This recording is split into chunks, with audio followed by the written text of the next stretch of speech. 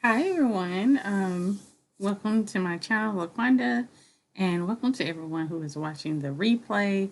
And thank you for everyone who's been checking out the live stream wellness series, as well Minding Your Purpose podcast on my website, laquanda.com. So tonight I just wanted to come in. I felt I have a lot of work to do tonight, and so I wanted to just jazz myself up well, I do it. And so I'm going to be looking down in my mirror and chatting. And so tonight's conversation, I really wanted to talk about do we really take we as in society really take the mental health of black women seriously? Um there's been a lot of conversations about, you know, protecting black women and the mental wellness of black women. But the thing that, oh, excuse me, I'm about to sneeze. Bless me.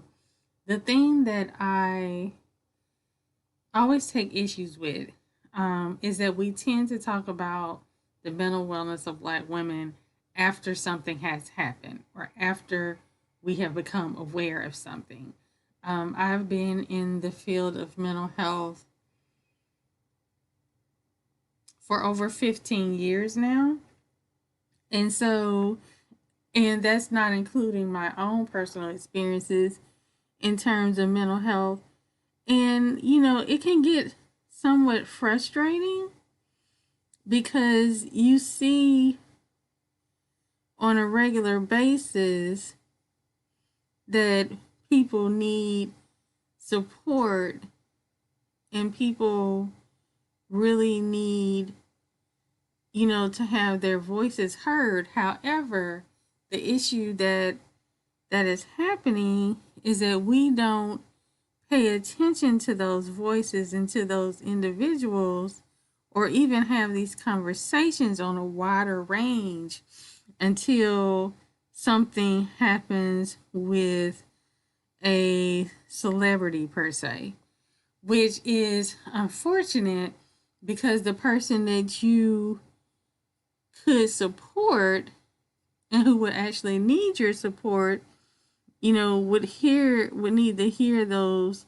words of, I'm here for you. Is there something that I can do? How can I support you? Those are words that those individuals would need to hear. However, we don't offer those words to people around us who may be suffering.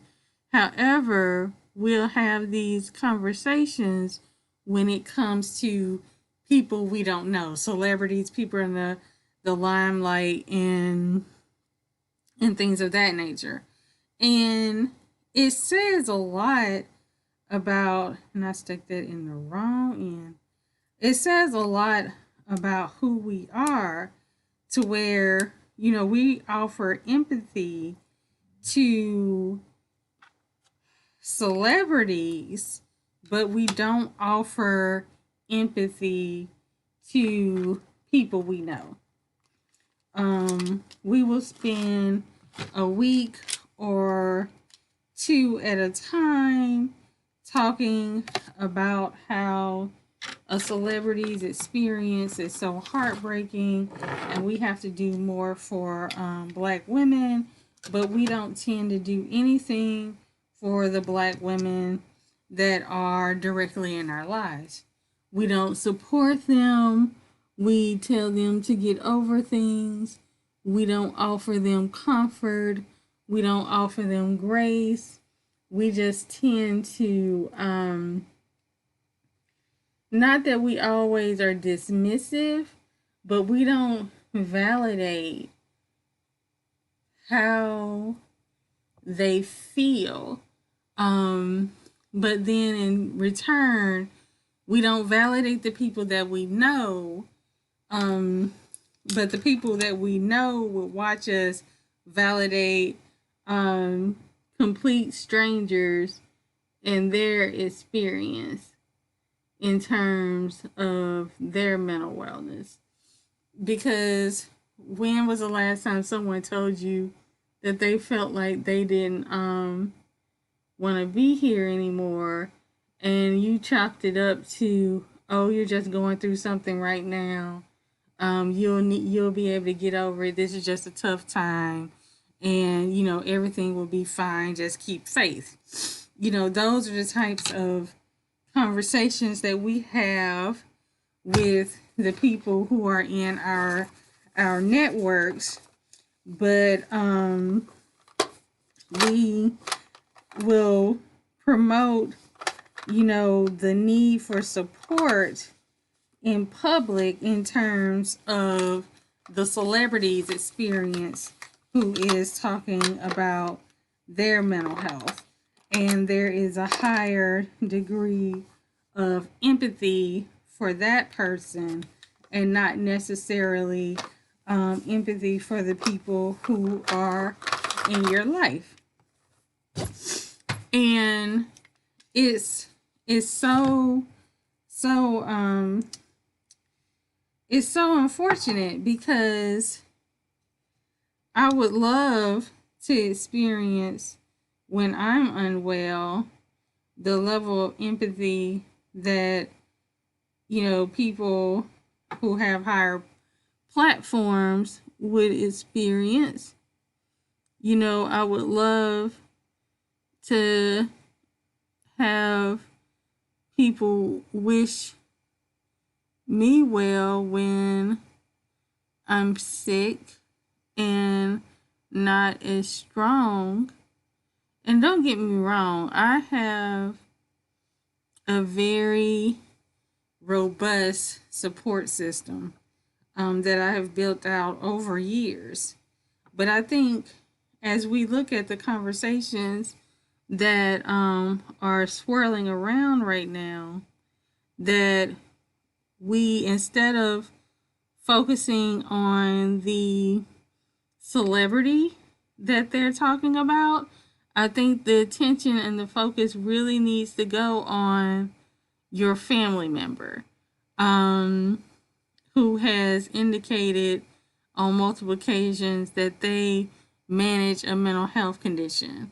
I think the emphasis should go, on that friend who has said, you know what, I'm struggling.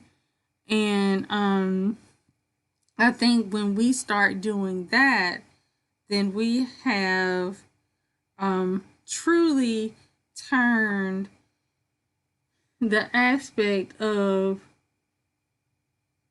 taking mental health of Black women serious across the board, because we cannot only sound the alarm in terms of mental health in Black women when a well-known Black woman says that she is experiencing something. Yes, having a public figure to say out loud that she has a personal experience makes a huge difference in terms of people not feeling alone and people feeling like they have someone who understands.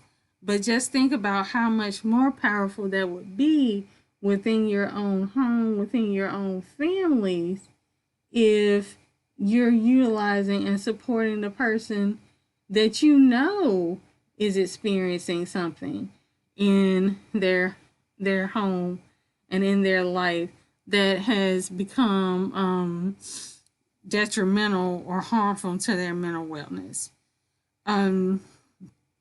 It's never to take away from the experience of the well-known woman. We honor everyone's experience, but my thing will always be, let's not forget about the person that we know personally, because then it starts to hit too close to home. And the reason why a lot of people don't want to have those conversations is because you have to look at yourself and realize that maybe you contributed somewhat to that person's negative feelings with regards to their mental health, or maybe you were one of the people who was toxic towards this individual, because it's easy to offer empathy to a stranger, but it's a little bit more difficult to offer empathy to your family member when you yourself have played a role in the negative and the negative thoughts towards mental health, as well as the stigma towards mental health. Maybe you joked around and you called them crazy. Maybe you told them you really don't need medication. Because I want you to understand, I am licensed. I'm working on my independent license, but I have my initial license. I've been in the field of mental health for 15 years, and I've still had family members tell me that I don't need to be on medication. I mean, it can be dumbfounded, but these same individuals would hear a story, particularly like the ones that are circulating around, and they would have empathy towards that person. But their own flesh and blood, there's no empathy for. And a part of that is because I can identify the times that your words were harmful to me. Your words are harmful to me. And a lot of times, we have to understand that, our words are harmful and our words do stay with people. And it's not always a get over it situation, which I always hated the term get over it, because if that was all we had to do, right? If all we had to do was get over something, none of us, those of us who have mental health conditions, we wouldn't have mental health conditions, because we would just be able to get over it and move past it. But these are chronic medical conditions, and it's like, one, we have to fight for, people to recognize that we actually have a chronic condition that needs treatment. But at the same time, not only do we have to take care of ourselves, we have to defend ourselves from stigma, and we have to show others how to support us instead of generalizing and stigmatizing us. It gets exhausting. I remember specifically being in a conversation with a group of people, and I told them I wasn't feeling well, and it was another person in the conversation who was physically ill. I was dealing with my mental health, so I was mentally unwell. She said she was unwell. I said I was unwell. Everybody was giving her so much encouragement. The young lady that was physically unwell, giving her so much encouragement, telling her, you should do this, you should do that. I'm going to send you this care package, that. And then when I said that I was unwell, also, because we were, I had started off with I'm unwell, it was like, oh, just, what did I say? That was like, oh, just, focus on the good of the day. This is just a moment. And the person who was physically unwell had to stop them all in the chat and say, this is something that she cannot just get over. This is something that a quick little pep talk is not going to fix. She is going to feel down for a couple of days, and she needs support during this time. That is why she is saying she's not well. And when I had that experience, that was one of the first times that someone had actually advocated for me and my wellness in front of a group of other people. and shut them down as if, the reason why I was feeling the way that I was feeling was because I didn't have a positive enough attitude, which is straight BS. Obviously, I talk a lot about positive things. That's just the nature of who I am. But I don't ever forget the fact that I have days where I don't feel like getting out of bed. I don't forget the fact that I have days where I could be walking and all of a sudden I feel like I want to just bust out crying. I don't forget the fact that, I can have an anxiety attack in the morning and be stuck in the bed all day. Those things don't happen as often as they used to. But the thing is, when they do happen, I want to feel the same level of concern when I call and I say to someone, I'm not well. But I don't get that. And so, when Black women say, because it takes a lot, right? It takes a lot because we're viewed as what?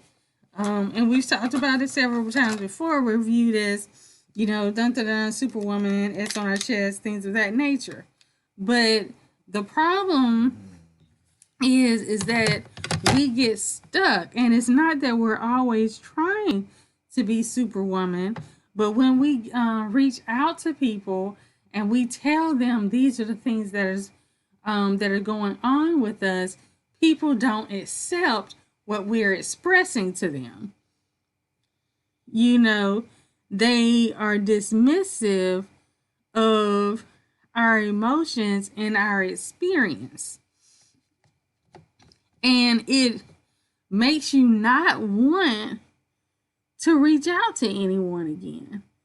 Because what am I opening myself up for and being vulnerable for if when I say something to you, you're just going to tell me, oh, this is a moment that's just going to pass. You're a person of strength and faith, and you're going to get through this. And, all that may be true, but when I call you, maybe I just need to vent to you and tell you what's going on, and I don't need your additional feedback. I don't need how tomorrow is going to be a sunshiny day. I need to talk about right now. And the thing that people like to go through, oh, you need to see a therapist, talk to a therapist, talk to a therapist. Look, I have been a therapist. And you know what I tell my clients? You know what I tell them? If you have a good friend who's there for you, share this with them as well. Why? Because I'm only with you 1 hour. 1 hour. You need other supports. So when we are pushing, Black women away and tell them, oh, you just need to go to therapy. You just need to. No, it's more than that. Therapy is an aspect of something that can help you become well. But there are other supports that you need in order for you to achieve full wellness. Because what's the point of coming to therapy if you're isolated from your complete community and you have no one outside of your therapist to talk to?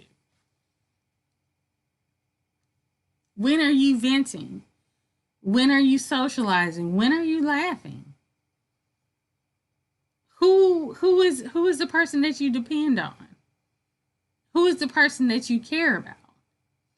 Those are the things. It's this holistic aspect of wellness that we have to get back to focusing on. And therapy is a beautiful thing. Well, always that's my profession. But it's not the only thing, people. We get into this thing where, and I And I have been guilty of this, and I will say I've been guilty of this, where we tell people, because of how our culture has been, we tell them, the church used to tell us, just pray about it, just pray about it. And they sure did. And that didn't always work. I know for me that did not.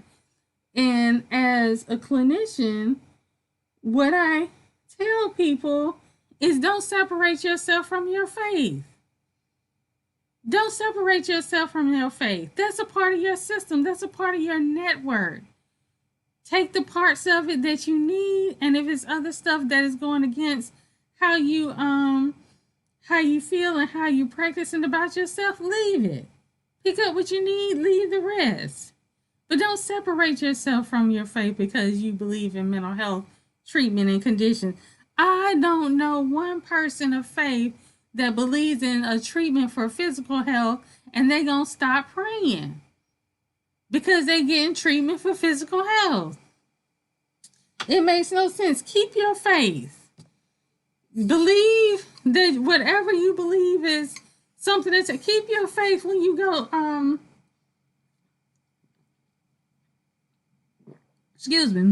when you go see your therapist.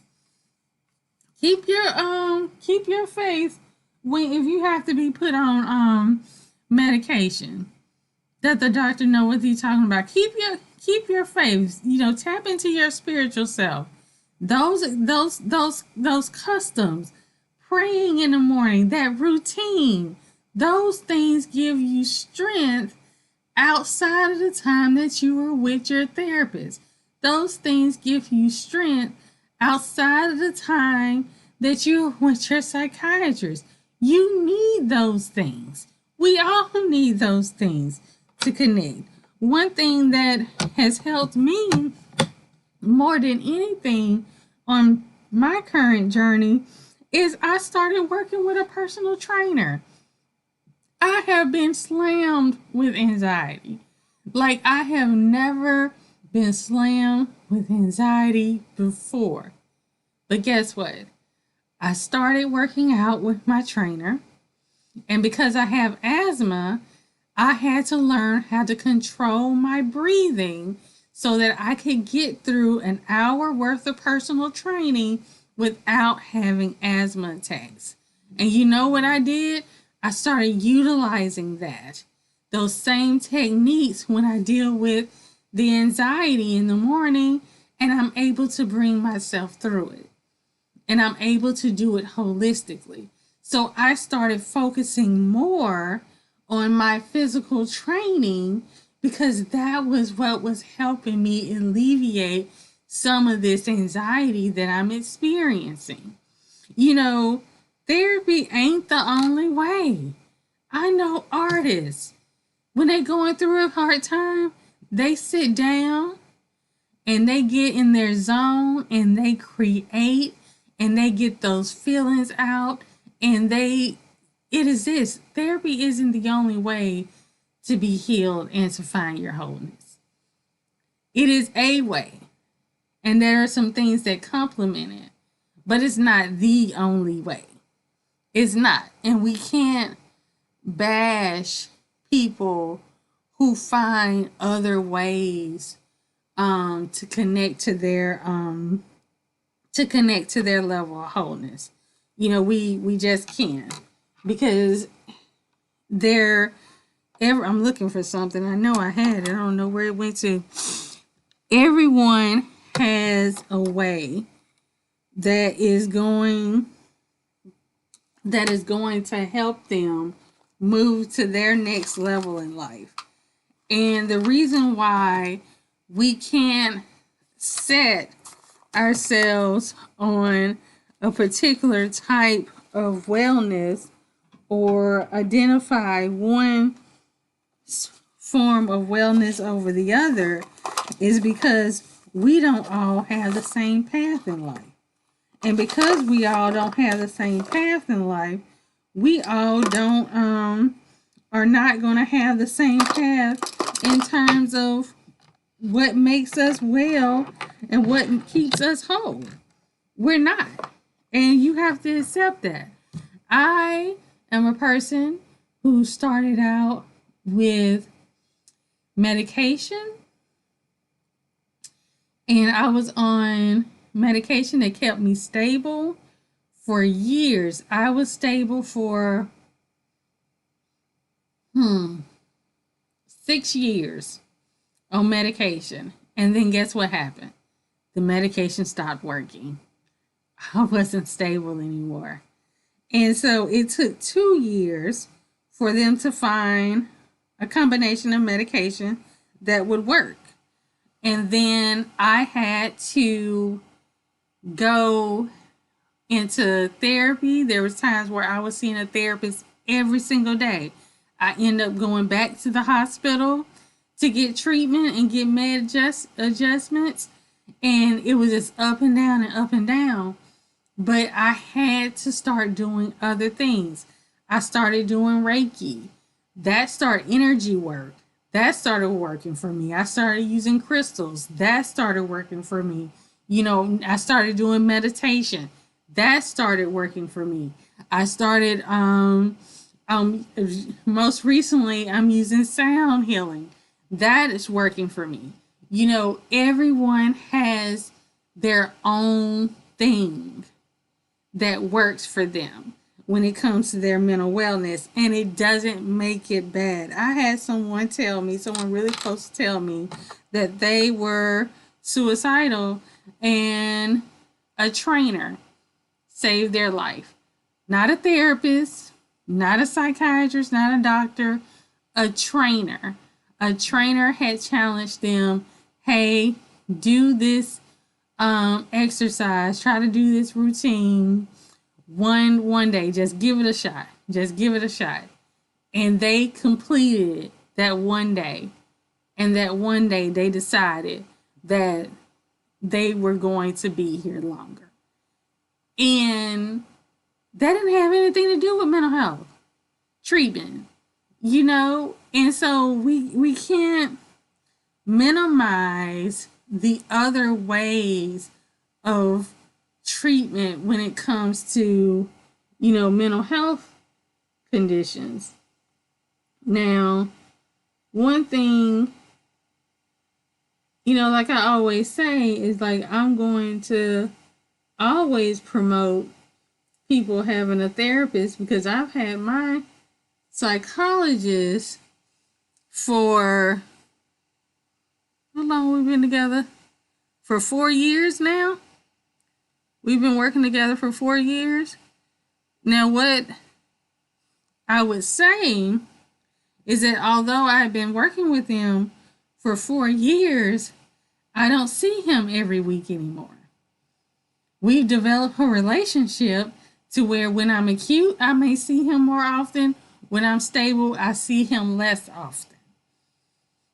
Because I'm a firm believer that after some time, you should have developed some skills that allows you to maintain your therapist, but you're doing check-ins.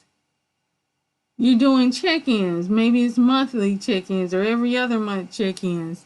Because that's where I'm at. I'm at monthly check-ins. And if I become more acute, then guess what? We switch things up and I see him more often. But it's like important that you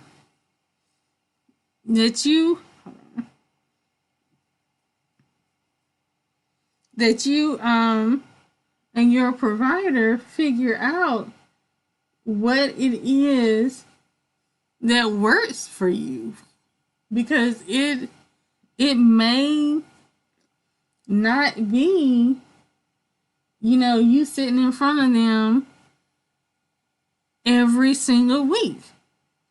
Because at some point, especially if you were my client, I want you to be well. I want you to be well. And slowly but surely, I want to push you along, because there should be some growth. There should be growth and development. And, when we talk about, I don't think I like this color. It looks too nude. But we'll go with it and see what happens. But when we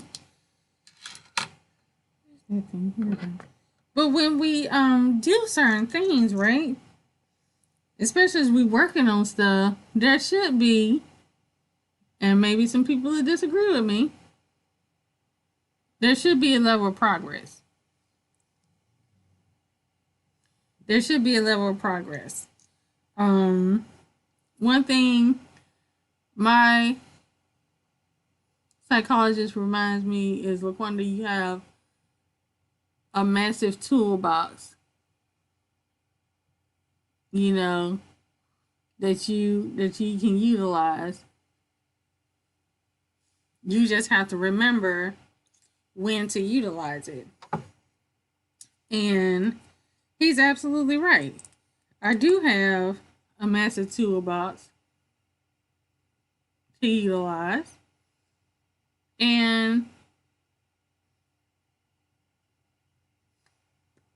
I just want to, when I'm triggered or something like that,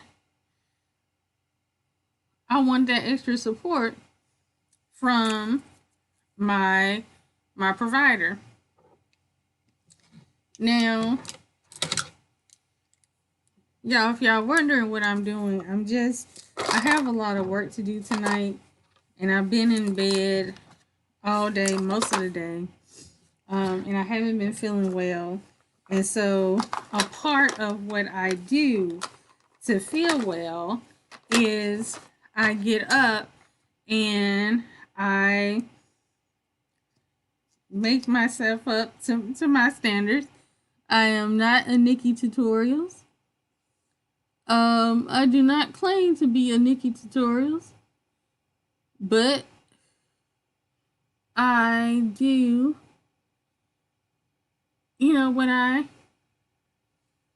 what I can to get to my level of satisfaction. Now, I don't think I liked that lip liner I put on, but it doesn't. Let's see if I can.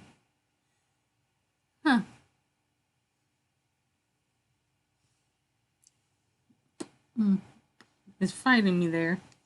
Let me see. My babe always comes to the rescue. And when I say babe, I mean Carmex.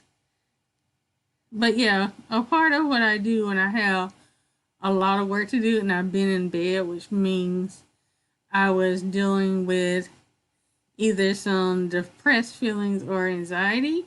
And today, I'll be honest, it was anxiety. When I get the energy to get up, I don't care what time it is. Like, it is after 10:30 here, I'm going to get up and dress myself up. I probably won't put on like fancy clothes because I'm getting ready to go do a lot of meal prepping. Just some simple meal prepping, like prepare the meats and stuff like that, because I do have homework to do.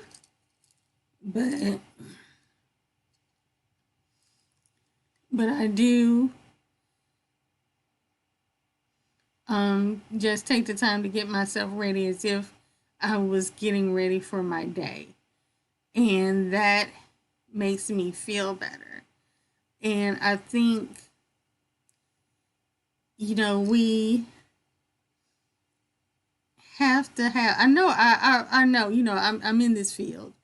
I know I'm not the only person who ever feels, this way in regards to their mental health. But we have to start having more conversations about the mental health of Black women, just when it doesn't seem like it's it's popular at the moment to do so.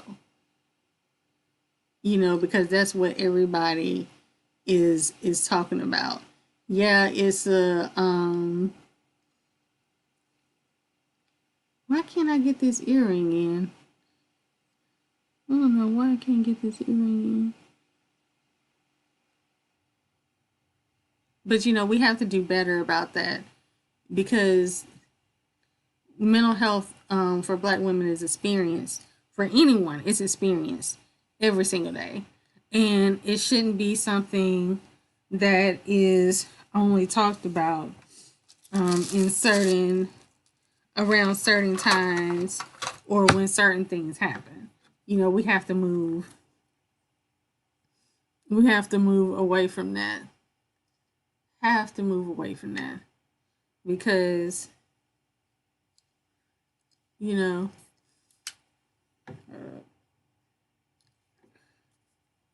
Oh yeah, for y'all didn't know, I did a big chop last night. Oh, and I did a real big chop last night, and so it feels funny. It feels really funny. For some reason, I don't like the where's that eyeliner? Let's find it. It's in here somewhere. I keep pulling out these brushes. This is it. But that is the eyebrow pencil. Hold on, y'all. I'm still looking for this eyeliner.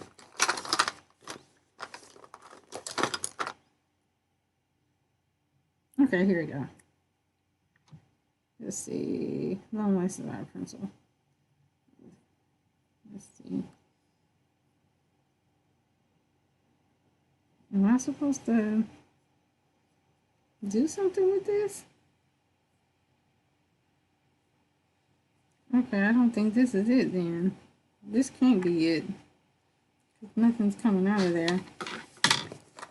But this is why you don't stuff everything in here. Is this it? Yes, this is it. So yeah, I don't like the eyeliner.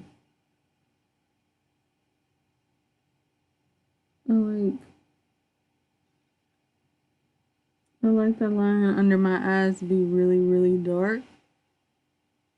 I always have. Since like high school. Well, not high school, college, because I really wasn't allowed to wear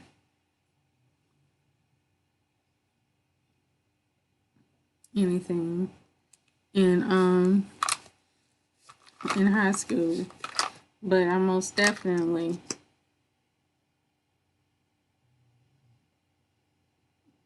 in college. I love having dark liner. And mostly because of the color of my eyes. My eyes are like brown. Like this true color brown, and I just like for them to yeah. So for the rest of the evening, I am meal prepping because I am eating different alternatives to what I normally eat. You know, I'm cooking spaghetti. I love spaghetti, and I'm meal prepping. And so instead of using pasta to lower carbs, I have spaghetti squash. So I'll be cooking that tomorrow. And right now I'm boiling some chicken because I'm going to make broccoli and chicken Alfredo. And instead of pasta, I'm using just the broccoli as um, the main thing in it outside of the chicken. For lasagna, um, I don't use the lasagna pasta. I use the very large mushrooms, and they're sliced. I would recommend, and what I'll do moving forward with those is that I am going to like roast them first, and once I roast them, then I will use them in the pasta because they just released a lot of water. I noticed when I cooked them, made the lasagna the last time. So I'm going to roast them first and then add them to the pasta. And what I do with all of this is I freeze it in little Ziploc bags so that I can have meals throughout the month. But but yeah, I think I've been on long enough.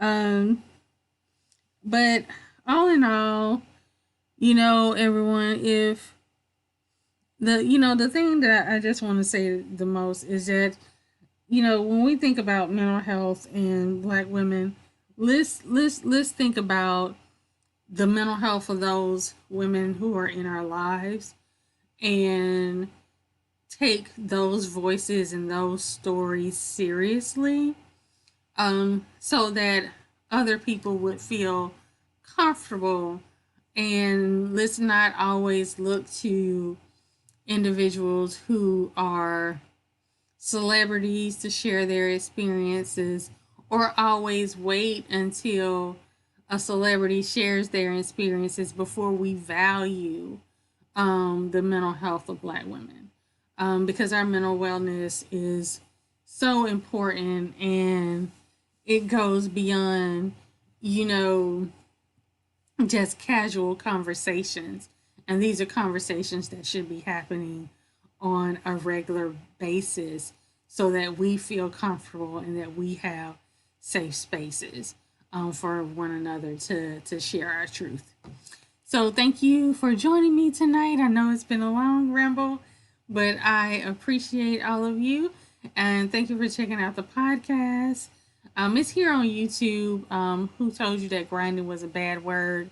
And or it's on my website, laquanda.com, and you can check out the blog, the show, and the podcast all in one places. And if you're looking for a mental health speaker or a wellness speaker, you can check me out on the website and shoot me information about your event, blog, podcast, web show, radio show, and I will get back to you as soon as I can. Till next time. Thank you all. Bye.